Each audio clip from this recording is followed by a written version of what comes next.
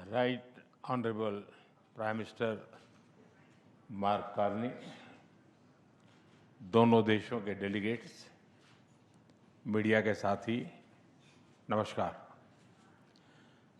प्रधानमंत्री कार्नी का भारत में स्वागत करते हुए मुझे बहुत खुशी हो रही है। प्रधानमंत्री के रूप में यह उनकी पहली भारत यात्रा है। हम इसे एक महत्वपूर्ण माइलस्टोन के रूप में देखते हैं। पिछले वर्ष कनाडा में आयोजित G7 बैठक में उन्होंने मेरा और मेरे डेलीगेशन का गर्मजोशी से स्वागत किया था। आज उसी आत्मीयता से उनका स्वागत करना मेरे लिए सौभाग्य की बात है। दुनिया में बहुत कम लोग हैं जिनके सीवी में दो देशों की सेंट्रल बैंकिंग लीडरशिप लिखी हो। हमारी पहली बैठक से ही हमारे संबंधों में एक नई ऊर्जा, परस्पर विश्वास और सकारात्मकता आई है। सहयोग के हर क्षेत्र में बढ़ते मोमेंटम का श्रेय मैं अपने मित्र प्रधानमंत्री कार्नी को देता हूं। फ्रेंड्स, भारत और कनाडा लोकतांत्रिक मूल्यों में अटूट विश्वास रखते हैं। हम डाइवर्सिटी को सेलिब्रेट करते हैं। मानवता की भलाई हमारा साझा विजन है। यही विजन हमें हर क्षेत्र में आगे बढ़ने की प्रेरणा देता है। आज हमने इस विजन को नेक्स्ट लेवल पार्टनरशिप में ट्रांसफॉर्म करने पर चर्चा की। हमारा लक्ष्य है कि 2030 तक हमारा व्यापार $50 बिलियन तक पहुंचे। आर्थिक सहयोग का पूरा पोटेंशियल अनलॉक करना यह हमारी प्राथमिकता है। इसलिए हमने कॉम्प्रिहेंसिव इकोनॉमिक पार्टनरशिप एग्रीमेंट को जल्द ही फाइनलाइज करने का निर्णय लिया है। इससे दोनों देशों में निवेश और रोजगार के नए अवसर बनेंगे। कनाडा के पेंशन फंड्स ने भारत में $100 बिलियन का निवेश किया है। यह भारत की ग्रोथ स्टोरी में उनके गहरे विश्वास का प्रतीक है। आज हमें दोनों देशों के बिजनेस लीडर से भी मिलेंगे।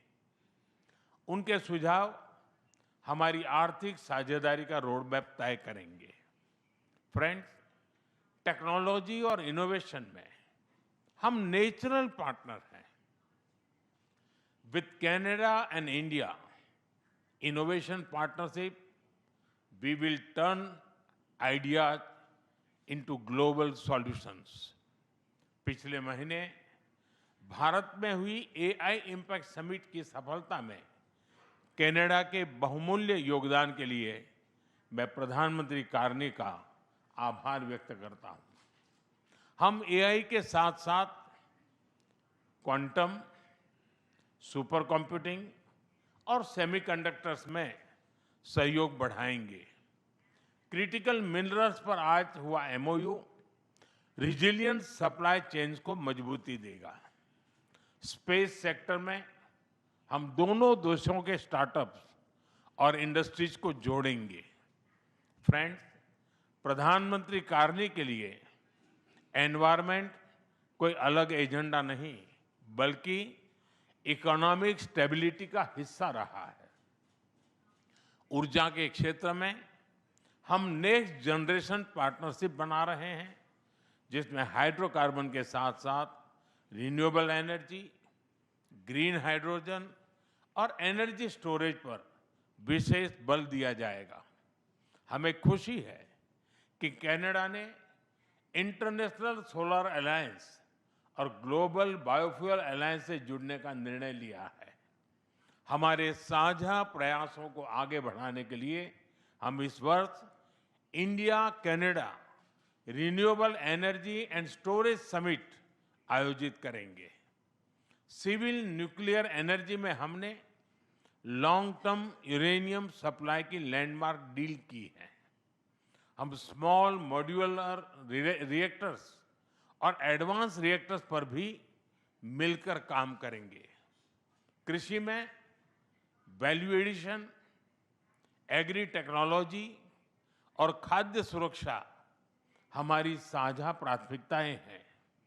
इस दिशा में भारत में India Canada pulse protein centre of excellence स्थापित किया जाएगा। फ्रेंड्स, रक्षा और सुरक्षा के क्षेत्र में बढ़ता सहयोग हमारे गहरे आपसी विश्वास और संबंधों की मैच्योरिटी का प्रतीक है। हम defence industries, maritime domain awareness और मिलिट्री एक्सचेंजेज बढ़ाने पर काम करेंगे। इसी उद्देश्य से आज हमने इंडिया कनाडा डिफेंस डायलॉग की स्थापना करने का निर्णय लिया है। Friends, people to people ties हमारे संबंधों की असली ताकत है। आज हमने इन्हें और मजबूत करने के लिए कई महत्वपूर्ण निर्णय लिए हैं। एआई, हेल्थ केयर, एग्रीकल्चर और इनोवेशन में आज कई यूनिवर्सिटीज के बीच नई पार्टनरशिप की घोषणा हो रही है। हम कनाडा की यूनिवर्सिटी द्वारा भारत में कैंपस खोलने पर भी सहमत हुए। इंडिजिनस और ट्राइबल कम्युनिटीज हमारी साझा सांस्कृतिक विरासत का महत्वपूर्ण हिस्सा है। सांस्कृतिक आदान प्रदान बढ़ाने के लिए दोनों पक्षों के बीच आज एमओयू किया गया है। फ्रेंड्स, भारत के लिए कनाडा इंडो पैसिफिक में महत्वपूर्ण साझेदार है। इंडियन ओशन रिम एसोसिएशन में डायलॉग पार्टनर बनने में उनकी रुचि का हम स्वागत करते हैं।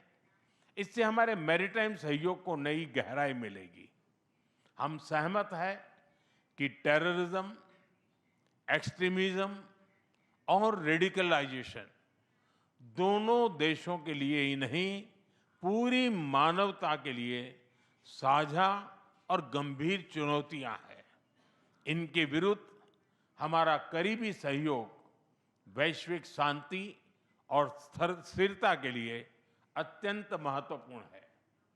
विश्व में चल रहे अनेक तनावों को लेकर भारत की सोच स्पष्ट ही है। हमने सदैव शांति और स्थिरता बनाए रखने का आह्वान किया है, और जब दो लोकतंत्र साथ खड़े होते हैं तो शांति की आवाज और भी सशक्त हो जाती है। पश्चिम एशिया की वर्तमान स्थिति हमारे लिए गहरी चिंता का विषय है। भारत डायलॉग और डिप्लोमेसी के माध्यम से सभी विवादों का समाधान का समर्थन करता है। इस क्षेत्र में मौजूद सभी भारतीय नागरिकों की सुरक्षा के लिए हम सभी देशों के साथ मिलकर काम करते रहेंगे।